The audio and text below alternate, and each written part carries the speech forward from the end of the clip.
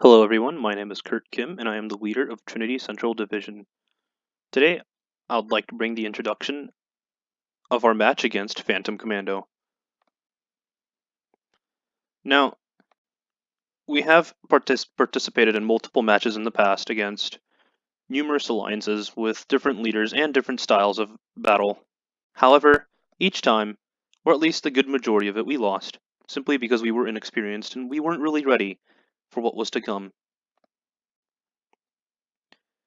Now, I was urged on to make a video from my good friends, such as Dr. Intellect 1, and individuals such as Martin, and my new good friend, Laurenti. Now, as you can clearly see here, Calrath, however you pronounce your name, I'm sorry, however he pronounces his name, we have discussed on a set of terms for our alliance match. At first it was supposed to be a World Redux 8v8 until one of my guys decided to back out, essentially, because he's a coward. So yeah. So now it's a 6v6 on the Elite Match on the Mediterranean map.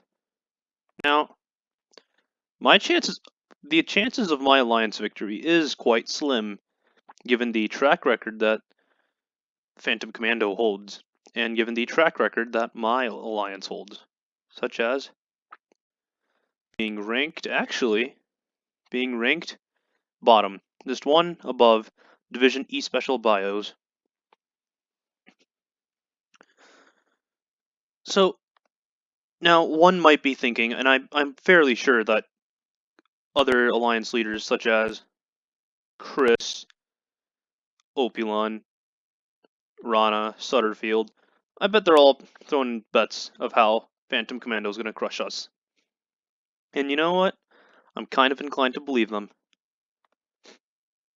But I believe that we just might, be able to win in this match, given our set of tactics that we will plan on using and the strategy that we will be discussing.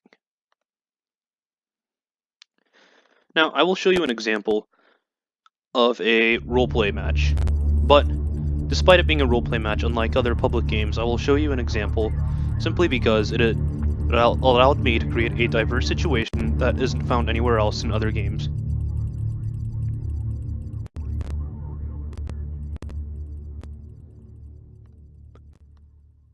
Bear with me here, just a few moments.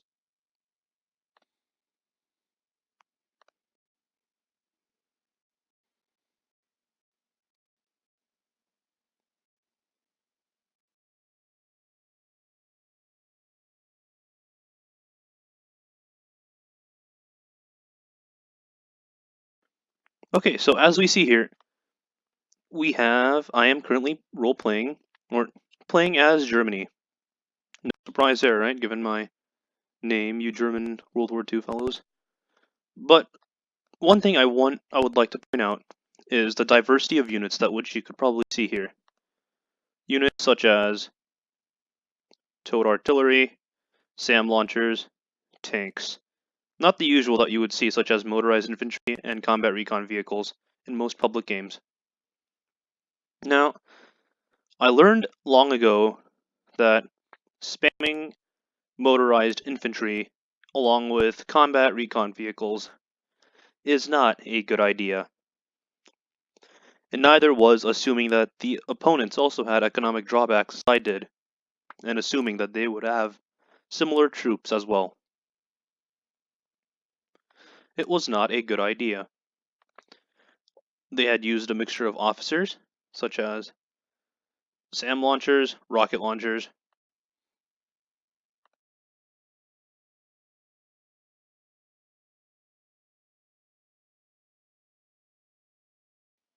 and yeah, fairly all sorts of units that were used, diversifying the field and taking out a lot of our strikes, a lot of our units easily, including aircraft.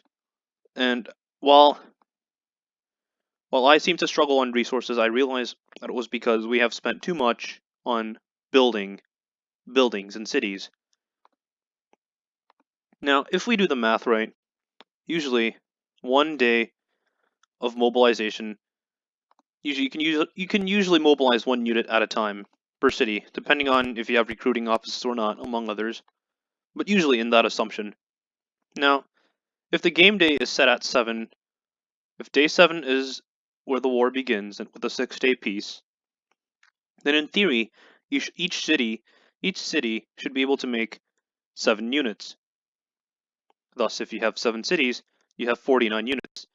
In addition with what you have started with. Usually on the Mediterranean map, it is 13 units.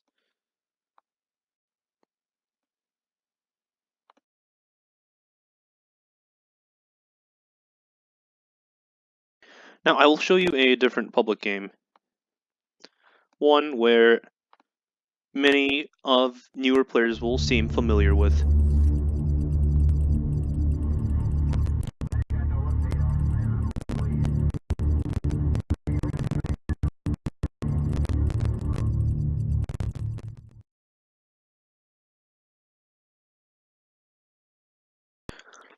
I am playing as Germany again. Woo, what surprise. Now, one noticeable feature is I lack the diversity in troops that I've had, as was before the roleplay game. It was day 99, and really, most of the AI we were not allowed to declare war on, so they got really beefed up with super advanced units and took a long time to kill. So, as you can see here, for example, my ally in this game, Comrade 69. Now, he has 9 units. He has thrown them uselessly against the enemy with no idea of strategy whatsoever. In early matches, you will notice that the units that you start with are quite frankly weak. It is only until day 7 that are you able to upgrade its health and damage, to bring it up to a whopping 17 points of health, equivalent to that of an armored vehicle. Now, many players, they usually rush forward, attacking with their units whatever they want, without a care in the world. Usually that proves futile, as all infantry units, or at least the majority, have a defensive buff in cities, and thus whatever attack you do, if it's equal in number, you are destined to lose. You must have a 3-to-2 ratio in troops in order to win.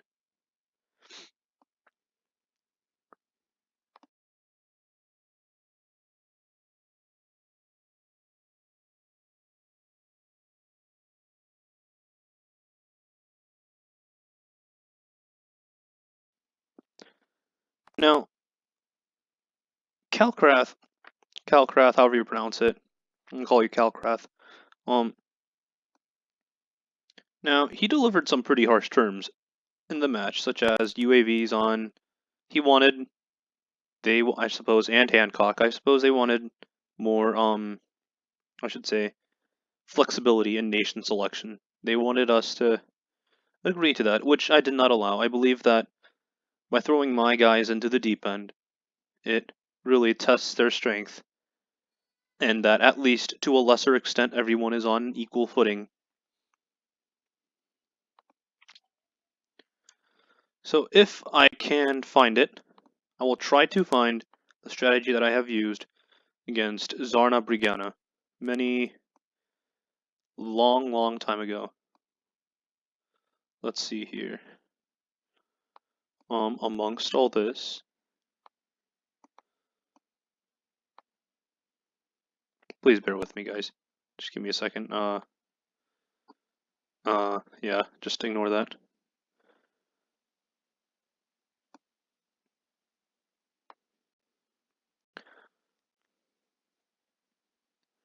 Now, my good friend Martin here decided to help me, and actually we were able to apply it with careful application of careful units and the usage of our economies to the fullest.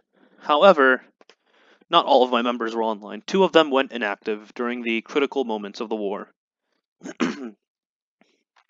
Yes, as I have said here many days ago, we fought on for 9 days after the wars were declared. 9 days. In the past, when we went up against like LRRP, Scorpion Union, it lasted like a couple of days.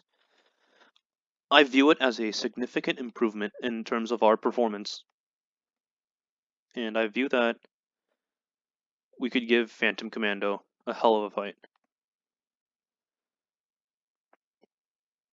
Thank you for bearing with me and my overall cringiness and social awkwardness.